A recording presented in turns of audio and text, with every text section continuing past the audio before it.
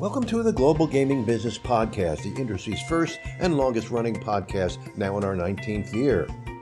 Today's podcast is sponsored by Pavilion Payments, trusted by over 400 land-based casinos and iGaming sites. Maximize your revenue with better funding options through Pavilion Payments' complete suite of integrated solutions.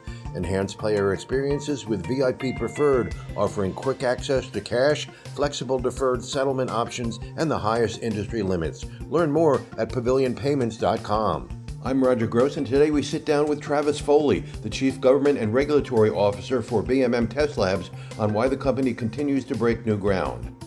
BMM Testlabs, the oldest company testing gaming technology, has a big year coming up. BMM has been approved to test technology in Brazil, where sports betting was recently legalized.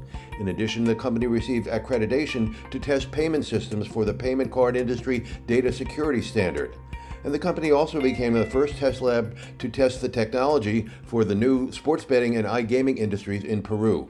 He sat down with me at the BMM offices in Las Vegas in October. Travis, great to see you again. It's been a while since we did this, so it's nice to get together. Yeah, thank you so much for coming by today, Roger. It's great to have you here. Sure. Well, you know, people don't know this. A lot of people don't know this, but BMM is the longest running testing company in the industry. Does that give you some insight into where other labs have joined this industry? Well, look, I mean, I think BMM, it is our 43rd year coming up in this November. Mm-hmm. A lot's happened in those last 43 years. One thing that's great about being a lab that's been established how long specifically for the gaming industry, starting out of Australia, but around the world now, is the amount of experience. And we're very fortunate in that since we've been around 43 years, we have a lot of staff that have been with us for a long time. A lot of institutional knowledge. And that experience, that institutional knowledge, which we pass along to our new staff as well, really builds up a library of information that's critical. It's kind of the secret sauce when it comes to technology. There's a lot of things that you have to learn that you can't just read about. Right, and it helps. I think that experience really gives us an advantage in a lot of ways, and that we're exposed globally, and we've seen product globally, and we've seen all different kinds of regulatory frameworks globally. So it gives us a lot of insights into what expectations. Well, I remember going to one of the early ICE shows in London and meeting Hugh, one of the founders. Hugh Moneypenny, one of the M's, yes. So it's nice to be able to reach into that history of BMM for sure. Yeah, and I think Hugh. I've met Hugh myself. I met him myself. He actually was gone from BMM by the time I started with BMM, but back when BMM established their office in Las Vegas, I was over at the Nevada Gaming Control Board, so I had a chance to meet Hugh. And I've actually run into him quite a few times. Really great guy. Yeah, good guy for sure. So does BMM test and certify for any standards established by regulators? We test for any standard that's out there. Whether that standard is something that's been written by ourselves or it's been adopted by a regulator. We test to any standard. For us, standards are something that they're as a former regulator, they're very important to the regulator, and they really reflect what's important to that regulator for their jurisdiction. So we've, throughout our history, is really focused on supporting the regulator and helping them to develop those regulatory frameworks, specifically technical standards, so they own them, and they can be unique somewhat to their market for things that are important to them. But yes, whether that's where we're involved in developing those standards or their existing standards, we can test any standard. So are these BMM reports accepted in many other jurisdictions? Accepted around the world. Around the world, yes. Great. So during 2024, BMM started a new globalization strategy. Tell us what that means for your company and for the industry. Sure. BMM's been a global company for quite a long time. In our early history, we were in Australia, and I won't go through the whole history. But we've been growing significantly year over year. Every year has been a record year for us. And as we've grown, we need to grow with it. And one of the things, especially with this industry being so global now, so many new jurisdictions coming online, we need to operate seamlessly around the world. So, the structure was extremely important to us. It reflects our success, but it's very important to ensure that we're set up and organized for the growth that's continuing to happen. Right. And what we're trying to be successful at with this structure is that it's seamless, and somewhat more important as well, as you grow, it always tends to be that you have you wear a lot of hats as the company grows. Right. So the biggest factor to this, I think, that makes BMM much stronger than it was before, is we've hired some great people, and we've kind of distributed out how the company is structured to make it even easier for us to function globally. Okay, great. So I know you're involved in Brazil, and Brazil's obviously a burgeoning industry right now, but they've legalized sports betting now for a while. So what was your first entry there, and how do you operate in the sports betting area in Brazil? Well, first I was very happy that they moved forward, at least with the online for digital for both sports wagering and online casino. People have been talking about Brazil for a long time, and there's a lot of doubters out there. Sure. But we were prepared for it, and we've been spending a lot of time in Brazil. Marcia Tarini, who is our president of digital for BMM, I think she just spent a month down there, shows, meeting with regulators. So we were there very early. We were one of the first labs to get accredited, in each jurisdiction that has a process in place for that. So we're already very active in that market. Really interesting to see what's going to happen on the land-based side. But so far it's been great. We've been certifying product for that market, and it's been going pretty well. So each of the Brazilian states, do they have a separate regulatory agency, or is it just one federal regulatory process? There was a federal regulator, and there are some state regulators as well. Okay. I think that always creates a very interesting dynamic. Sure. But we're across all of them, right? They're all important, and each have their own desires, expectations. So it's very important that we're there working with them and assisting them with setting up their frameworks. Sure.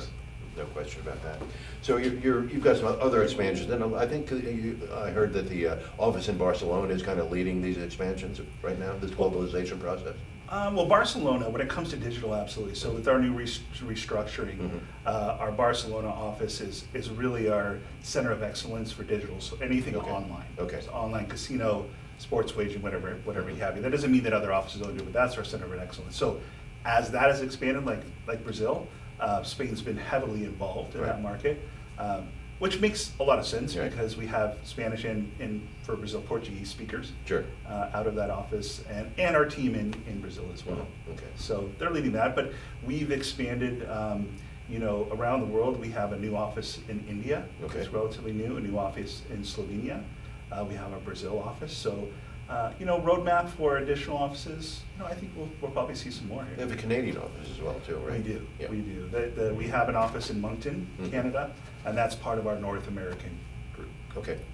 So let's talk about AI. It's a big issue. I certainly don't understand it, but it's obviously getting into all facets of our life. What does it mean for gaming, and what does it mean for BMM? How to really regulate that? Well, sure. It's a hot topic, of course, and I'm sure there has been, and there will continue to be a lot of conversations.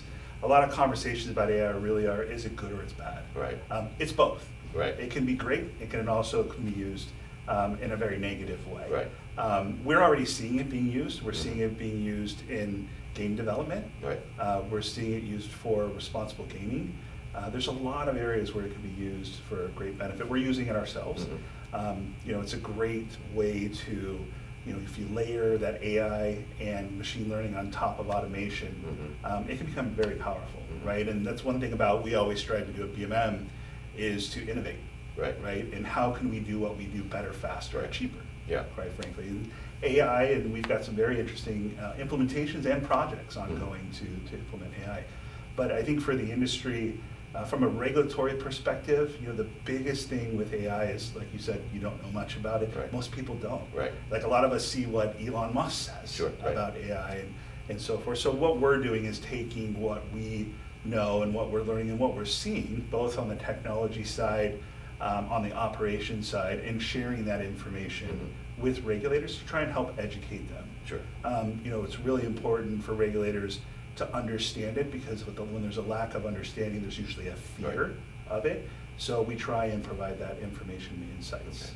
But as you mentioned, there is a negative side to it as well.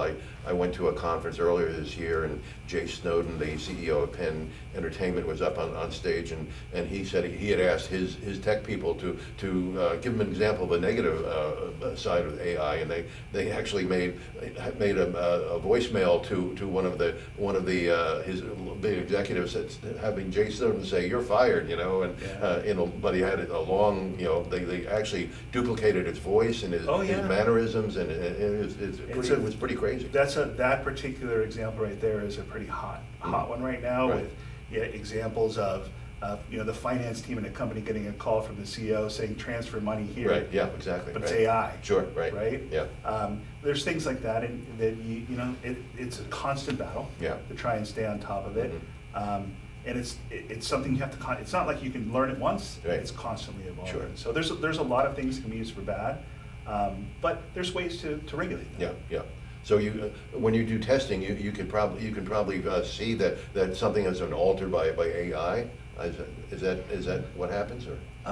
Well, I think when it comes to the use of AI, what we're seeing so far with the use of AI when it comes to, say, for example, game development, right. It's less about the game logic itself. Mm-hmm. It's more things like, it's much quicker to create artwork, right. sounds, and things of that nature using AI. Mm-hmm. Could you even have AI in a machine that, instead of it being theme specific, someone could walk up and say, "I would like to play this machine, but I want to have butterflies and rainbows," right.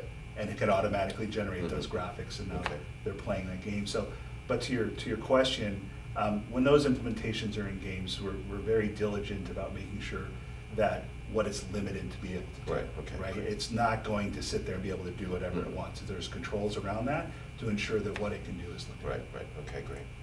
So there's some other issues in the industry that, again, I don't understand when it comes to blockchain and virtual currency and things of that nature. Now, these are banned so far in most of regulated jurisdictions, but there's arguments that they should be permitted. I mean, how do you test for those kind of things?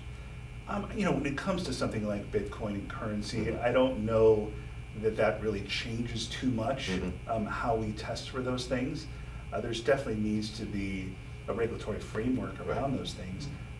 And there's organizations, I'm part of the committees with the Gaming Standards Association, sure, right. where we're working together with industry experts. I know enough, but I wouldn't call myself an expert necessarily. Sure. But we have industry experts that are involved in really trying to create guidelines for regulators to understand it better, and also what they can do to protect their interests. Yeah, no question. So, like every industry around the world, the gaming industry is very vulnerable to cyber attacks, and I know you've taken the lead in trying to help companies prevent those kind of things. Explain how you try to keep their data safe. It's no different than what we were just talking about with the advancements with AI and what they can do. It's a constant battle as well. Right. And there's a lot of things you can do to protect yourself. You can put locks on the doors. Right. Sure. But then what happens when someone gets in, right? So we at BMM specifically focus primarily on the cybersecurity of the products that we certify, and we do that through our testing process. And regulators, almost all frameworks that I'm aware of, require ongoing monitoring of those systems. Right. So we are actively out there performing vulnerability assessment, pen testing on those systems, identifying weaknesses. Right. And while we're not remediating those ourselves, there are other companies that do that. Like, for example, we have Big Cyber, which is one of our sister companies, and they are a company that focuses kind of on what BMM doesn't focus on. They focus on the security of a corporate network, for example, doing a lot of those same things. But again, it's training, and it's actually going out there and doing assessments to see whether you can't just put a lock on the door and assume you're safe. Right. Again, I went to another conference last year where the speaker, and if I said his name, you know exactly who he is, but he said, if you have any systems that are reaching outside of your environment, like the progressive slots and things of that nature, he said, you're vulnerable, and there's not a lot you can do, but obviously there's things that companies like Big Cyber can do. Yeah, there is to identify those vulnerabilities. We've all heard the stories about getting in through a wireless thermometer on a fish tank type thing. So yeah, any external access point does create a vulnerability to a certain extent, but there are a lot of things you can do to protect that. The social engineering side of this, the cyber and getting in through social, that's that's a real problem. Sure. And constant training is required for your staff. We do constant training, excuse me, we do constant training with our staff to try and help protect them, because that is probably the weakest vulnerability. Yeah. Is people, sure. humans. Right. Yeah. No question.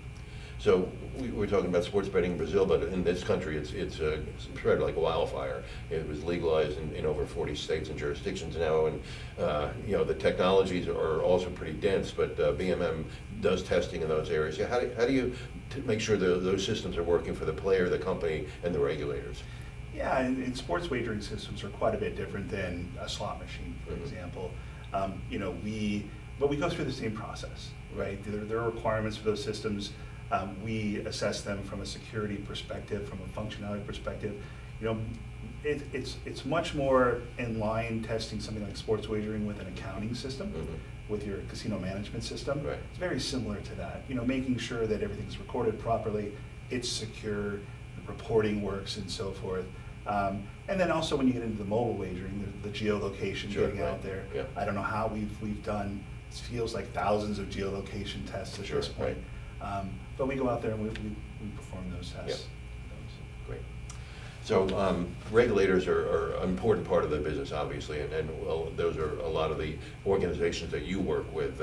But the technology is getting so complex, and the regulators are always turning over. There's terms ended. The governor appoints somebody else, and most of them, frankly, know nothing about gaming when they're appointed. Sure. A lot of them are political appointments and things of that nature. So how do you help the regulators understand the technology? When they don't really have any idea when they start off. Yeah, and I think when there is turnover and there are political appointees at board and commission levels, but in all of the jurisdictions we deal with, they have a professional staff. Right. Okay. And those staff are the ones that are really doing a lot of the hard yards when it comes to new technology. Sure. So we work very closely with them. As a former regulator myself, one of the things I learned is that, when I'm in Nevada, I'm very focused on Nevada. That was my job. Sure. But I didn't have as much exposure as I would have liked in other jurisdictions. So the best thing that we can do to help regulators is to work with them and share our experience, what's worked, what hasn't with other regulators, things that regulators have done for new technologies, and explain those new technologies. Sure. So they do absolutely need to set their own path, but providing them with information to the staff therefore then can educate those political appointees and so forth. It's still important for you to keep good relationships with the regulators, obviously, and their staff, I guess, can influence that. But how do you keep those relationships on a positive note? I think that making sure that we listen, right? I think we meet with regulators on a very set cadence, right? And there's a lot of commonality, but there's a lot of uniqueness as well.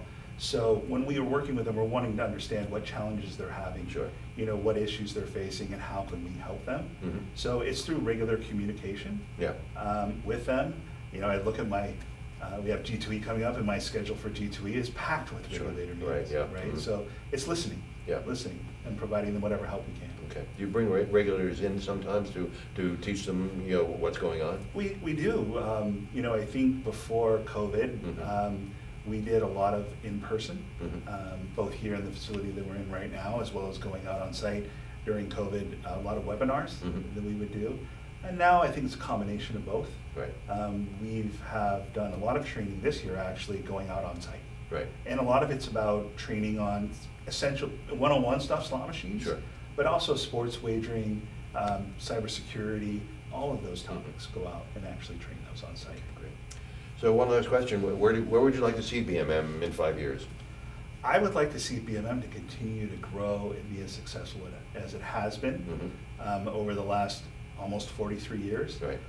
We're going to continue to do that, and we're going to continue. One of the reasons that I came to BMM from Nevada was that I obviously love being around the testing and the technology, but I felt that things needed to evolve and we needed to be innovative, and BMM has always been really willing to do that. Sure. So I'd like to see BMM continue to evolve, continue to change the way things are done, because while our job is to ensure compliance of products, How do we break down those barriers to get products to market faster, get them accepted quicker, and allow the suppliers and the operators to be successful, while at the same time protecting those that play. Okay, great.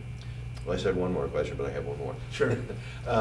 The culture of BMM is pretty unique.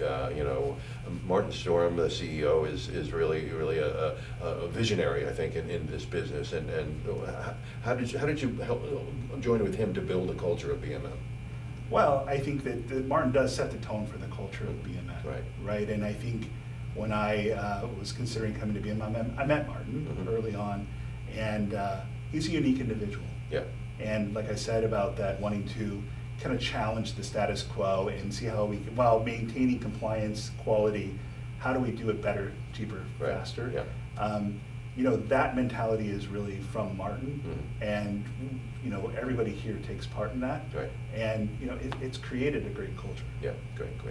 Well, good luck with G2E this year. I know, as you mentioned, you have a full schedule, and we all do. It's an exciting time for the industry, and hopefully, we'll get to talk again after this is over and see where we're going down the road. Great. Thank you very much for stopping by. Great. Thank you. Thanks for joining us on the GGB podcast, sponsored by Pavilion Payments, the industry's leading cashless payment provider. To learn more about the topics discussed today and all the important issues in gaming, check out Global Gaming Business Magazine. For a free virtual copy of the magazine, subscribe at ggbmagazine.com. To stay current with the weekly news of the gaming industry, subscribe to ggbnews.com. Use the coupon code GGB180 for a free subscription. Don't miss a single episode of the GGB podcast. Subscribe on Amazon, Spotify, and Apple Podcasts today. So we'll see you next time on the GGB podcast.